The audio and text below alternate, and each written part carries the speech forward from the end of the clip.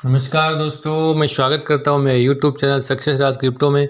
दोस्तों एक बार फिर हाजिर हूं मैं आपके लिए कुछ नई अपडेट लेके। दोस्तों इन दिनों काफ़ी पॉजिटिव न्यूज़ आने के बावजूद भी मार्केट डंप की स्थिति में है। थोड़ा ऊपर उठता है और उसके बाद एक कदम उठता है तो दो कदम नीचे जाता है। तो दोस्तों कुछ बातें मैं आपको बताना चाहूँगा कि इन दिनों काफ़ी वीडियोज़ आ रहे हैं। मैंने काफ़ी समय से बहुत ही एक आध वीडियो डाला है। मैं वीडियो नहीं बना रहा हूँ, इसलिए नहीं बना रहा हूँ क्योंकि अभी जो न्यूज़ आ रही है उनमें कोई भी सेंस वाली कोई न्यूज़ है नहीं कि जिसे हम बता पाएँ, या कोई भरमाने वाली सी ही न्यूज़ होती हैं। केवल आपका दिमाग डाइवर्ट करने वाली न्यूज़ होती हैं। कोई भी न्यूज़ ऐसी नहीं है जिससे मार्केट आप में गया हो या डंप में गया हो या कुछ ऐसा उससे आपको फ़ायदा मिला हो, ऐसा कुछ न्यूज़ अभी तक आई नहीं है। तो दोस्तों मैं बात करूँगा अभी कुछ हाल ही में काफ़ी पॉजिटिव न्यूज़ आई हैं, चाहे शिबा को लेके हो, चाहे आपका बिटकॉइन को लेके हो या क्रिप्टो को लीगल को लेके हो। बहुत सी न्यूज़ पॉजिटिव आ रही हैं, कुछ न्यूज़ एक दो न्यूज़ को छोड़ के। और दोस्तों ये एक दो न्यूज़ ही इस मार्केट को बहुत बड़ा पंप की ओर लेके जाने वाली है यदि वो पॉजिटिव न्यूज़ आती हैं तो मैं बात करने वाला हूँ। देखो ये जैसा कि आप देख पा रहे हो हाल ही में जो बाइडेन उन्होंने बोला था कि इस वीक के अंदर अंदर मैं इस क्रिप्टो को लेके कुछ गाइडलाइन इशू होने की बात उन्होंने कही थी। और साथ ही मैं आपको बताना चाहूँगा कि कुछ मार्केट में ये काफ़ी खबरें आ रही हैं कि क्रिप्टो यूएसए बैन करेगा या G7 और जितने भी अंतर्राष्ट्रीय समूह हैं वो ये चाह रहे हैं कि क्रिप्टो को बैन करने की भी बात आ जाती है कई बार। तो दोस्तों मैं एक बात आपको बोलना चाहूँगा, जिस प्रकार से अमेरिका या नाटो ने रूस के युद्ध को नहीं रोक पाए, उसी प्रकार से क्रिप्टो को भी वो नहीं रोक पाएंगे। उनको केवल रेगुलेट करने के अलावा या उसके ऊपर कुछ नियम बनाने के अलावा उनके पास कोई चारा नहीं है दोस्तों। और ये इस समय इसलिए भी हो रहा है क्योंकि वो रूस को रोकना चाहते हैं, क्योंकि रूस के ऊपर जो प्रतिबंध लगाए हैं तो रूस क्रिप्टो का सहारा ले रहा है। तो अमेरिका का ये प्लानिंग है, G7 का भी ये प्लानिंग है कि हम क्रिप्टो को रेगुलेट करें ताकि जो क्रिप्टो की जितने भी एक्सचेंज है उनको हम अपने अनुसार नियमों में बांध कर और रशिया को क्रिप्टो के लिए बैन किया जाए ताकि वो क्रिप्टो से भी उसको यूज ना कर पाए। वहाँ की जिस प्रकार से पहले भी आपने न्यूज़ देखा था कि रशिया के जो राष्ट्रपति उन्होंने बोला था कि आप रशियन लोगों के जितने भी वॉलेट हैं, जो एक्सचेंज हैं, उनमें आप उनको ट्रेडिंग करने के लिए रोकिए, लेकिन एक्सचेंजों ने मना भी कर दिया था। तो जब रेगुलेशंस में यदि उनको लेके आएंगी विभिन्न देश मिलके तो शायद उनका ये बात को लिए उन्हें बाध्य होना पड़ेगा और रूस को उस चीज़ों से अलग करने के लिए जो बात कहेंगे वो नियम बनाएंगे, उसमें उनको आना पड़ेगा। तो दोस्तों बात करने वाले हैं कि जैसे ये देख पा रहे हो, ये इससे पहले रेगुलेशंस की बात हुई थी। अभी G7 ने भी यही कहा है कि क्रिप्टो को लेके एक गाइडलाइन आनी चाहिए। और साथ ही दोस्तों बात करने वाले हैं कि 15 तारीख की जो मीटिंग है फेडरल की, उस मीटिंग में क्या होने वाला है और क्या हो सकता है। जैसा कि अभी गत 40 वर्षों में जो इन्फ्लेशन रेट है वो इतना नहीं आया जितना कि इस समय है। 7.9% भी हाल ही में नोट किया गया, जो कि पिछले 40 वर्ष में भी इतना नहीं गया है। तो इस इन्फ्लेशन रेट को कम करने के लिए सरकार ये चाह रही है, अमेरिका ये चाह रहा है कि हम जो इंटरेस्ट रेट है वो बढ़ाएं। लेकिन यहाँ दो बातें हैं दोस्तों, यदि इंटरेस्ट रेट बढ़ती है तो एक बार मार्केट डंप में जाएगा, लेकिन ये नहीं है कि मार्केट डंप में बैठा रहेगा। यानी डंप इतना भी जा सकता है कि 25,000 तक BTC जा सकता है। साथ ही दूसरी तरफ उनका ही एक और वक्तव्य था जिसमें ये बोला गया था कि इन्फ्लेशन रेट और भी बढ़ सकती है। तो एक तरफ तो उन्होंने ये बोल रहे हैं कि इस इन्फ्लेशन रेट को कम करने के लिए वो कुछ भी करेंगे, इंटरेस्ट रेट बढ़ाना पड़ेगा तो वो ही बढ़ाएंगे, या और भी बहुत कदम उठाने पड़ेंगे तो वो उठाएंगे। लेकिन कदम उठाने की एक ही कर सकते हैं, वो इंटरेस्ट रेट बढ़ा सकते हैं।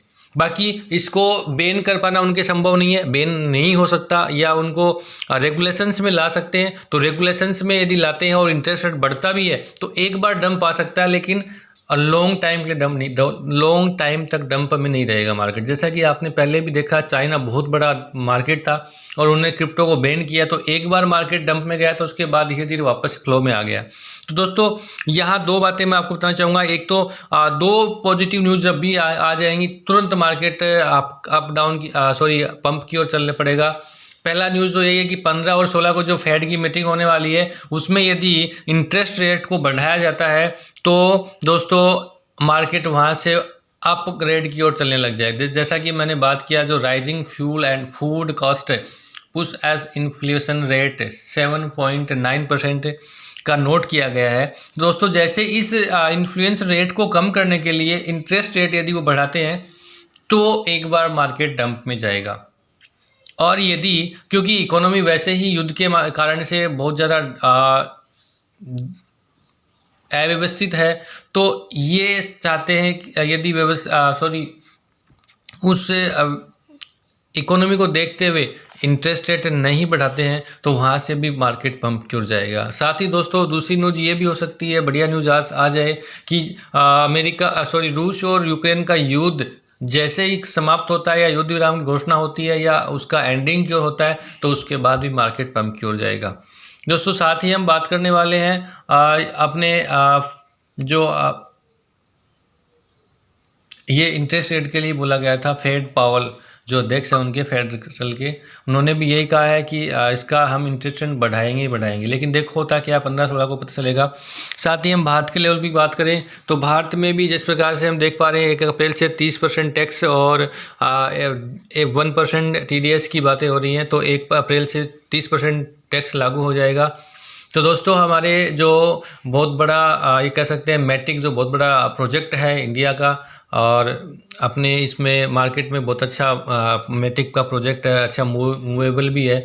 तो जो मैटिक के जो CEO हैं, जो फाउंडर हैं जो उन्होंने एक स्टेटमेंट दिया था, जिन्होंने बताया है संदीप नायर जी ने, कि इस समय जो इंडिया में जैसा crypto brain drain is absolutely crazy in India says polygon CEO founder, जो पॉलीगॉन के को फाउंडर हैं, उन्होंने ये बात कही है कि जो इस समय जो इस समय जो भारत का जो 30% टैक्स का जो रूल है, उस रूल को देखते हुए कि जो लोग इन्वेस्टर हैं क्रिप्टो में वो विदेशों की ओर चले जाएंगे, अपना जो बिजनेस है या जो प्रोजेक्ट है वो यहाँ से मूव कर जाएंगे विदेशों में, और ये भारत को लॉस होने वाला है।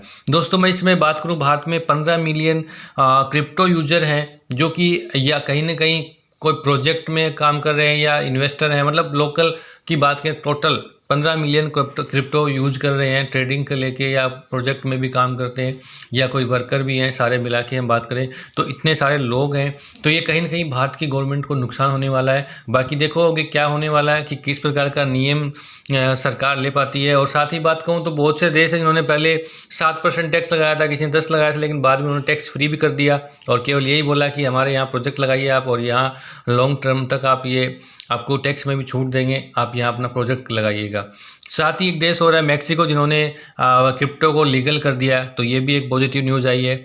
दोस्तों ये कुछ बातें हैं जो भारत के लेके हैं, हालांकि अभी 1 अप्रैल काफ़ी दूर है, 15-20 दिन में क्या और सरकार अपना निर्णय ले पाती है वो भी देखने वाली बात है।